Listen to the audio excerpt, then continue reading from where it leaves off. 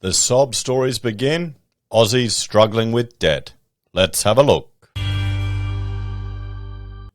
Hello everyone, Florian here, and welcome to another episode of HeiseSays. Grab your stein of coffee because I want to talk about a program on Insight from SBS that a viewer recommended to me in the comments. And I've been doing a fair bit of drafting today, and I've been listening to it just last hour or so.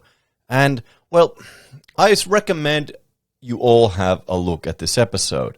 Now, it is a sob story filled episode. SBS is little different to ABC. They obviously have an interventionist agenda, a paternalistic agenda. There's a real undertone here of people not taking responsibility for their own actions. Some of it is, frankly, just naivety on their part. People believing a Reserve Bank governor. Now, I guess, can you blame them? Particularly if they're left-leaning they've gone through contemporary school and they've just always done what they've told. They've always accepted every dictate from an authority figure. Can you blame them for just, following the other sheep along, thinking it'll all be okay? Well, an authority figure said the Reserve Bank won't raise rates until 2024, so I'll take on this insane amount of debt. So let's have a look, and we'll just jump through. Hang on. There we go. We'll jump through some of the footage here. We won't play it on the channel because it'll get striked, I think. But I recommend you have a look at this yourself. Now, the first example they give is this lady here. Now, she's a single mother with 2 children, and the sad part about her story, I mean, good on her. She had a kid, 14, brought up by a single mother. She kept her child. So in that regard, she's a hero. She's a lot braver than a lot of the idiots protesting in the streets. But the sad part about her story, the real sad part, there's 2 things that got me. Number 1, she expected rates to not increase until 2024. And as I said before, you can't blame people for expecting that. That's what Philip Lowe pretty much said, or how the media reported what he said. And I don't blame people at all. But the real issue here with her story was that she was approved for so much more money than she thought. She was proudly showing off her house. Hang on, here. Okay, you can watch it. Proudly showing off her house with the kids, 2 ovens, all these things, and she borrowed even more money than she was allowed to. Than she intended. I think she wanted 400 grand. She got over 500, something insane like this. And, the interviewer is asking her, what are you going to do when rates rise? And she said, I'll just have to cut back on the spending. I'll have to sell this is what really surprised me, the trailer, the camping trailer. I'll have to sell that. Now, those things aren't cheap. They're like 15 to 20 grand for a decent one. Even a cheap one is a few grand. So you must have a bit of money there if you're buying things like that. But this is an example where this poor lady, she believed what she was told. Not this one. She believed what she was told and is now paying the price. But the emphasis of the article was that how could she get approved for so much? She didn't think she could get approved for so much. We got approved for way more than we needed to borrow. The bank screwed us all around too. They took more of our deposit than we wanted. We wanted to already get our whole restumping done of the house day 1. But they just hoovered up all our money. So, that was delayed for about nearly a decade. But you don't need to take all the money they offer you, guys. That's the thing. And she was treating the extra money the bank had given her, or the extra borrowing capacity, as money she could use for a holiday or something like that. That's insane.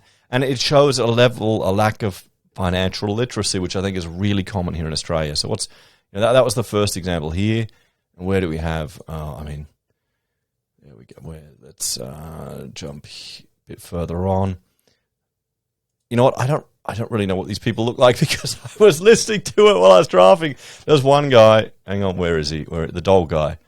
There's one guy who was borrowing all this money on the doll. We'll pretend this is the couple that borrowed a fortune and are not worried about it. Maybe he's over here. You really should watch it yourself, guys. Well, I think it's him. I think this guy. He was... I'll listen here just to make sure.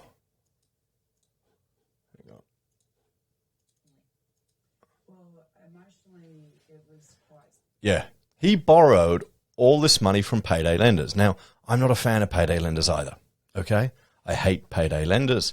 I understand why they exist, and I can appreciate for some people they need to take advantage of that. And for taking on such high-risk clients, the payday lenders, well, they want to get rewarded. They want to make their money back. And the problem is people just borrow more and more and more of these loans, and they are getting into a trap. But this guy was fraudulently saying that he was full-time employed when he was part-time employed and half on Centrelink. So it comes down to as well, if you're going to lie to these organizations to get these dodgy loans, you're going to reap the consequences.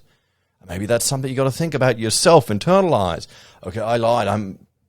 I'm part of this problem. You know, there's more calls for regulation. There's more calls for limitation. There's even more calls for education. But it comes down to the individual. It comes down, and I mean, that's Australia. And I know this is SBS. It's always going to be a very interventionistic, paternalistic approach to personal responsibility. They don't have it here. They don't like the patriarchy telling you were stupid and you did it wrong. Let's have a look here. I mean, then there was another couple who borrowed, this poor lady who had insane gambling debts. And the one thing I don't quite understand there is how the husband, and perhaps this is the difference in our relationship. Rachel and I have one bank account for our finances, and it all goes through there. We see what each other spends. We know it. You know, I'll tell her, I'll go, honey, I'm spending $15 on a Steam game. Is it that cool? Or what it'll more likely be, you know how you spent that $40 on sewing material? Yeah, I'm getting a new game that's equal to that. A bit of give and take. You know, so there's no mention of, well, it came a bit later, whether they had a financial coach that came and helped her and her husband repair their relationship, because it's a really gut-wrenching story, the amount of money she lost. It's gambling addiction there. And that's another vice that we have in our society that's so readily available, all the bloody pokies. So, guys, I certainly think this is a good video for you to check. I mean, it will trigger some people just seeing people make stupid decisions. I mean, we've all made stupid decisions in the past. None of us are perfect. You've got to learn from them.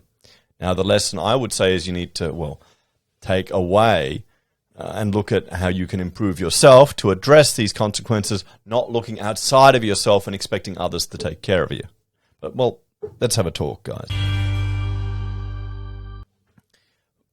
I guess that's the fundamental difference in how I approach these things. And I guess that's the difference between the typical, probably left-leaning SBS supporter and someone who is not quite as left-leaning or an SBS supporter. I would say that if you've come into a messy situation, there's two ways to approach it. You can blame others, or you can learn from the mistakes that you've made and improve yourself. Here I found there's a fair bit of, we need to get more regulation. These payday lenders didn't do this. The banks shouldn't have done this. They shouldn't have done that. All of these other situations, other externalities that led to these issues.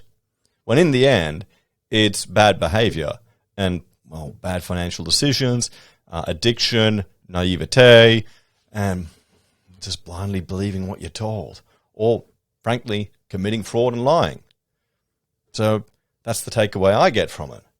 And it's here's the thing, I don't want to judge any of the people that were brave enough to go out there and share their stories, because we've all done stupid things. And the lesson is, you've got to learn how to improve from that, because no matter how much regulation, no matter how much bullshit, no matter how many government organizations or check boxes or crap you put in place to protect people, other people will always find a way around it. We can call for more education in the school system, but the school curricula is just so full. We need to cut stuff from the curriculum before we can add things to it.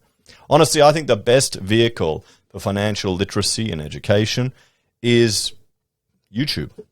I think that's the best way, and spreading the word and getting people to learn. Getting people to learn about the debt snowball or the debt avalanche technique. Put them onto Dave Ramsey or the Barefoot Investor, just so they can discover some of these concepts that they may never have even heard.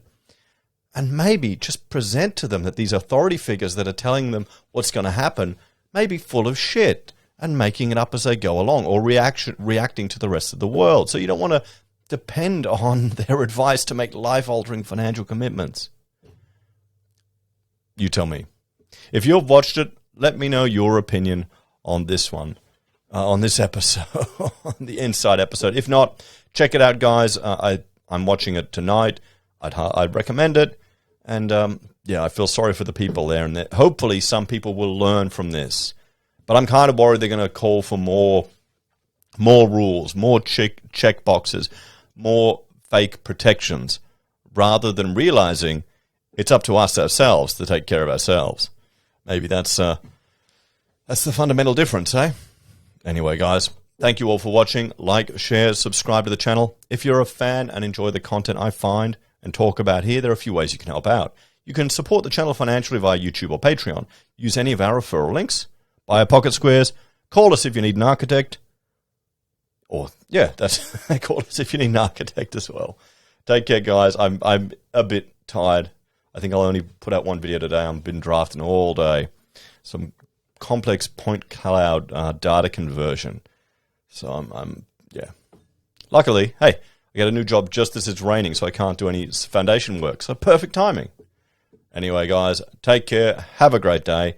And I will see you in the next episode of HeiseSays. Bye for now. It's good coffee. And it's cheap. It's one way to save.